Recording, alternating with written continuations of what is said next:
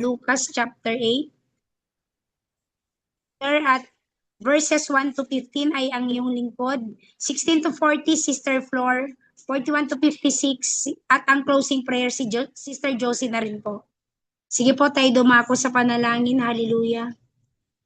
Dakilang Diyos na makapangyarihan sa lahat, patuloy kami, Lord, na lumalapit sa iyo upang purihin ka, sambahin, Panginoon, sa mga oras na ito, God.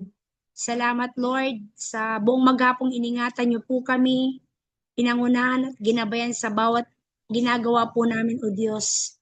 Salamat sa pagpapatawad ng aming mga kasalanan, Lord, sa mga bagay na nagawa po namin na hindi kalugod-lugod sa iyong banal na harapan, O God. Ikaw ang Diyos na patuloy na maglinis po sa aming mga puso at isipan, Panginoon. At samahan mo po kami sa gabing ito, O God, sa pamagitan po ng iyong banal na presensya, ng bawat mga salita mo, O God, sa bawat isa sa amin, Panginoon, at sa bawat tagapakinig po sa gabing ito ay patuloy mong bigyan ng karunungan, makalangit, Panginoon, upang maunawaan po namin, Lord, ang mga salita mo sa gabing ito, Panginoon. Buksan mo ang puso namin, Panginoon, upang ito, Diyos, ay tumimo sa aming mga puso na ang mga salita mo, O God, ay magkaroon, Panginoon, ng gabay, liwanag sa aming mga buhay bilang isang Kristiyano. At ikaw ang Diyos na patuloy na mag-ingat, gumabay po sa buhay po ni Pastor Alan, sa mga kapatiran na wala ngayon, Panginoon, sa buhay po ni Sister Mildred, maging kay Sister Lizelle, Panginoon, sa aming tatlo, Sister Flor, ako, at kay Sister Josie. Patuloy namin, Panginoon, na inialay po namin ang aming mga buhay. Kami, O Diyos, ay samahan mo at gabayan, Panginoon, na makapagbigay ng karangalan sa iyong makapangyarihang pangalan. At sa gabi ito, maingat namin ibinabalik ang lahat ng papuri at pagsamba sa pangalan ni Jesus. Amen. Sige po, tayo dumako sa Lucas chapter 8. Pagkatapos nito, nilibot ni Jesus ang mga bayan at nayon sa paligid. Nangangaral siya at nagtuturo ng magandang balita tungkol sa karya ng Diyos. Kasama niya ang 12 at ilang babaeng pinagaling niya sa masasamang espiritu. At sa kanilang mga karamdaman, si Maria na tinatawag na Magdalena, mula sa kanya'y 7 demonyo ang pinalayas. Si Juana na asawa ni Kusa, nakatiwala ni Herodes, si Susana at marami pang iba. Tinustusan ng mga ito mula sa sarili nilang ari-arian ang mga pangangailangan ni Jesus at ng kanyang mga alagad. Nagdatingan ng mga tao mula sa iba't ibang bayan at sila'y lumapit kay Jesus. Isinalaysay ni Jesus ang talinghagang ito. Isang magsasakang pumunta sa bukid upang maghasik. Sa kanyang paghasik, may binhing nalaglag sa daan, natapakan ng mga tao at tinukan ng mga ibon. May binhi namang nalaglag sa batuan at tumubo, ngunit agad na natuyo dahil sa kakulangan sa tubig. May nalaglag naman sa may damuhang matinik at nang lumago ang mga damo, sinakal nito ang mga binhing tumubo roon. Mayroon namang binhing nalaglag sa matabang lupa, ito'y sumibol, lumago at namunga ng tig-100. At pagkatapos ay sinabi niya ng malakas, makinig ang may pandinig. Itinanong ng mga alagad kung ano ang kahulugan ng talinghagang ito. Sumagot si Jesus, ipinagkaloob sa inyo na maunawaan ang mga hiwaga tungkol sa kaharian ng Diyos, ngunit sa iba'y sa pamamagitan ng talinghaga ng sagayon. Tumingin man sila'y hindi sila makakakita at makinig man sila'y hindi sila makakaunawa. Ito ang kahulugan ng talinghaga, ang binhi ay ang salita ng Diyos. Ang mga binhing nalaglag sa tabi ng daan ay ang mga taong nakikinig. Dumating ang dyablo at inalis nito ang salita mula sa puso ng mga nakikinig upang hindi sila manalig at maligtas. Ang mga nalaglag naman sa batuan ay ang mga nakarinig ng salita at tumanggap nito ng may kagalakan, ngunit hindi ito nagugat sa kanilang puso. Sandali lamang silang naniwala, kaya't pagdating ng pagsubok, sila'y tumitiwalag. Ang mga nasik naman sa may matitinik na damuhan ay ang mga nakinig sa salita ng Diyos, ngunit nang tumagal na daig sila ng mga alalahanin sa buhay at ng pagkahumaling sa kayamanan at kalayawan. Dahil dito hindi nahihinog ang kanilang mga bunga. Verse 15, ang mga nasik naman sa matabang lupa ay ang mga nakinig ng salita ng Diyos at nag-iingat nito sa kanilang pusong tapat at malinis, at sila'y namumunga dahil sa pagtatyaga. Amen. Verse 16, walang taong nagsisindi ng ilaw at pagkatapos ay tinatakbuhan ng banga o kaya'y tinatakluban ng banga o kaya'y tinatago sa ilalim ng higaan. Sa halip, inilalagay iyon sa talagang patungan upang matanglawan ang mga pumapasok sa bahay. Walang natatago na di malalantad at walang lihim na di na mabubunyag. Kaya pagbutihin ninyo ang inyong pakikinig sapagkat ang mayroon ay bibigyan pa, ngunit ang wala ay aalisan pati na ang inaakala niyang nasa kanya. Dumating ang ina at mga kapatid ni Jesus, ngunit hindi sila makalapit sa kanya dahil sa dami ng tao. Kaya't may nagsabi sa kanya, nasa labas po ang inyong ina at mga kapatid. Nais nilang makipagkita sa inyo. Ngunit sinabi ni Jesus, ang mga nakikinig at tumutupad ng salita ng Diyos ang siya kong ina at mga kapatid. Isang araw si Jesus kasama ang kanyang mga alagad ay sumakay sa isang bangka. Sinabi niya sa kanila, tumawid tayo sa ibayo, at ganoon nga ang ginawa nila. Nang sila ay naglalayag na nakatulog si Jesus, bumugso ang isang malakas na bagyo at ang bangka ay pasok ng tubig. Kaya sila ay nanganganib na lumubog. Nilapitan siya ng mga alagad at ginising, Panginoon, lumulubog na po tayo, sabi nila. Bumangon si Jesus at pinatigil ang hangin at ang malalakas na alon. Tumahimik naman ang mga ito at bumuti ang panahon. Pagkatapos sinabi niya, nasaan ang inyong pananampalataya? Ngunit sila'y natakot at namangha. Sinabi nila sa isa't isa, sino kaya ito? Inuutusan niya pati ang hangin at ang tubig at sinusunod naman siya ng mga ito. Dumaong sila sa lupain ng Geraseno, katapat ng Galilea sa kabilang ibayo ng lawa. Pagbaba ni Jesus sa bangka, isinalubong siya ng isang lalaking tagaroon na sinasapian ng mga demonyo. Matagal na itong hindi nagsusuot ng damit ni ayaw ring tumira sa bahay, kundi sa mga kuwebang libingan ito na mamalagi.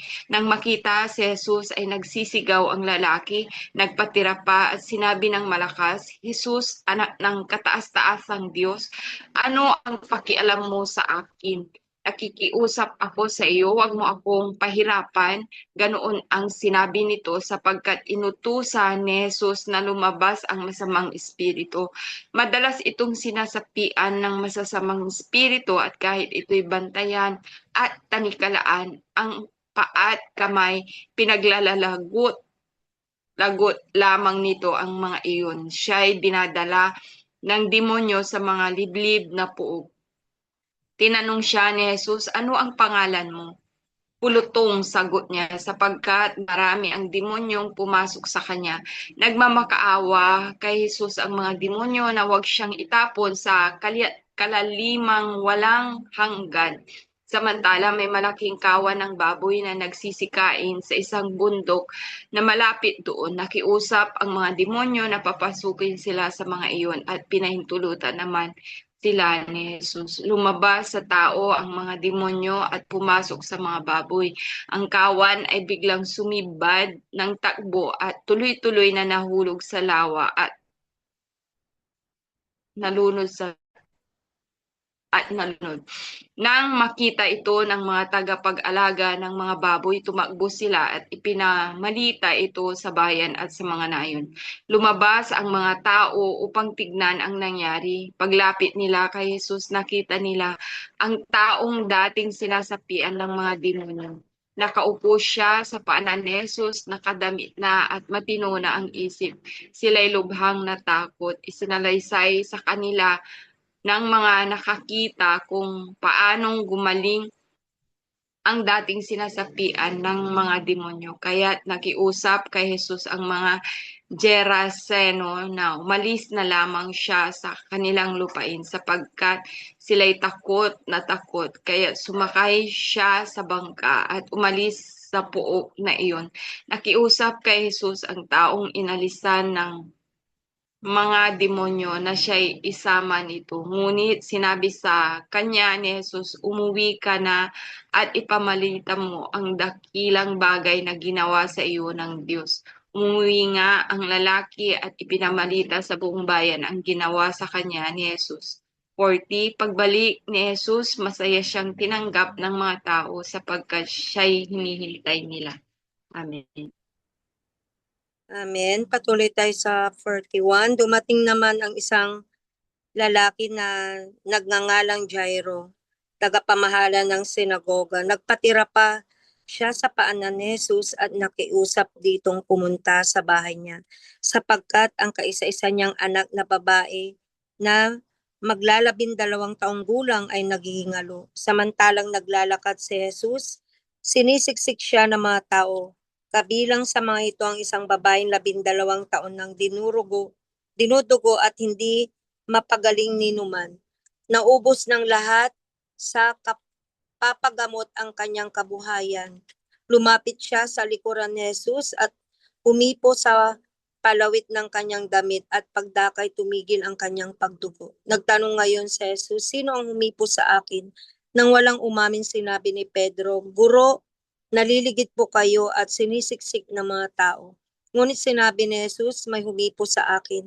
Naramdaman kong may bisang lumabas sa akin. Nang malaman ng babae na hindi pala nalingid ang kanyang ginawa, siya'y nanginginig na lumapit at nagpatira pa sa paanan ni Jesus. Pagkatapos sinabi niya sa lahat ng naroon kung bakit niya hinipo si Jesus at kung paano siya gumaling agad. Sinabi sa kanya ni Jesus, Anak, pinagaling ka na ng iyong pananalig sa akin. Umuwi ka na't ipanatag mo ang iyong kalooban. Samantalang nagsasalita si Jesus, dumating ang isang lalaking galing sa bahay ng tagapamahala. Patay na po ang inyong anak, sabi niya kay Jairo. Huwag na ninyong abalahin pa ang guro. Nang marinig naman ito ni Jesus, sinabi niya kay Jairo, Huwag kang matakot, manalig at di siya maaano. Pagdating ni Jesus sa bahay, wala siyang isinama sa loob kundi sina Pedro, Juan at Santiago at ang ama't ina ng dalagita. Nananaghoy ang lahat na naroon at tinatangisan ang patay. Ngunit sinabi ni Jesus, huwag kayong tumangis, hindi patay iyan. Natutulog lamang. Siya'y pinagtawanan nila sapagkat alam nilang patay na ang dalagita. Ngunit hinawakan ni Jesus ang kamay nito at sinabi, Ining, bumangon ka. Nagbalik ang kanyang hininga at siya'y bumangon at pinagbigyan agad ni Jesus ng pagkain ang dalaga. 56 last verse.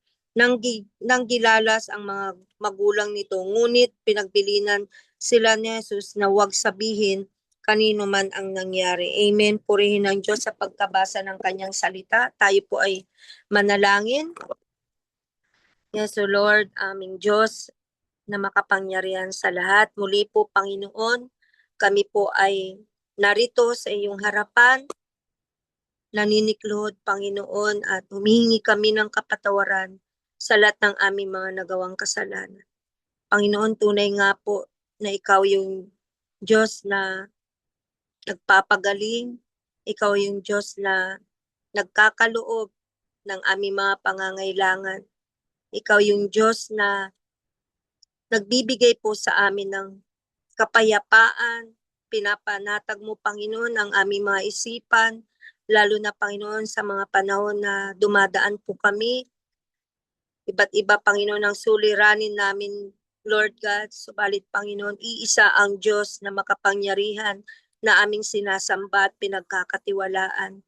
Panginoon, maraming salamat po dahil sa kabila ng aming mga buhay, Panginoon, may kagalakan sa aming mga puso. May pag-asa, Panginoon. At ikaw po, O Diyos, ang nagbibigay ng lahat ng pangangailangan namin, Panginoon. Binibigyan mo ng kapayapaan ang aming mga puso at aming Ama, maraming salamat dahil tapat ka sa iyong mga pangako. Ikaw ang Diyos na aming pinagkakatiwalaan, Panginoon. Dalahin din po namin, Lord, na palakasin at patatagin ang lahat ng mga lingkod mo, Panginoon, lalo na yung mga pastor, Lord, yung mga missionary, Lord, ingatan mo at palakasin. Provide mo ang mga kanilang mga pangangailangan, Panginoon. Ikaw ang Diyos na magbibigay ng karunungan upang patuloy na inyong mga salita ay maipalaganap sa bawat sulok ng sanlibutan, Panginoon. Dalahin din po namin, O Lord, yung mga namamahala sa gobyerno, Panginoon, mula sa pinakamataas hanggang sa pinakamababa. Dalahin po namin, O Diyos, na maging tapat po sila sa kanilang mga ginagawa at anuman po, Panginoon, yung mga hindi po tama, Lord God, ilantad mo po ito, Panginoon. At ikaw ang Diyos na nakakaalam. Sabi mo nga, Panginoon, na walang lihim na hindi mo ilalantad, Panginoon. Kaya Ama, kami po ay nagpupuri, kami po ay nagtitiwala po sa iyo, Panginoon. Ganun din po, Lord God, amin po inilalapit ang bawat sambahayan po namin, Panginoon. Ang bawat pamilya na meron kami, Panginoon, na pinagkakatiwala mo sa amin, lalo ng aming mga anak.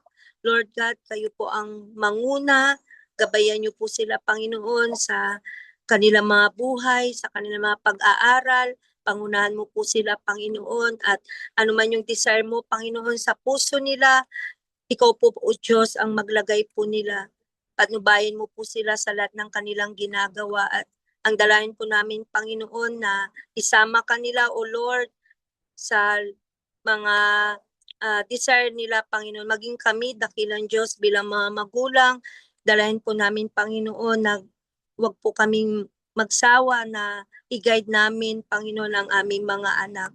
Lord God, dalahin din po namin, Panginoon, ang mga kabataan, dakilang Diyos, na kung saan maraming ginagawa ang kaaway upang iligaw sila, Panginoon.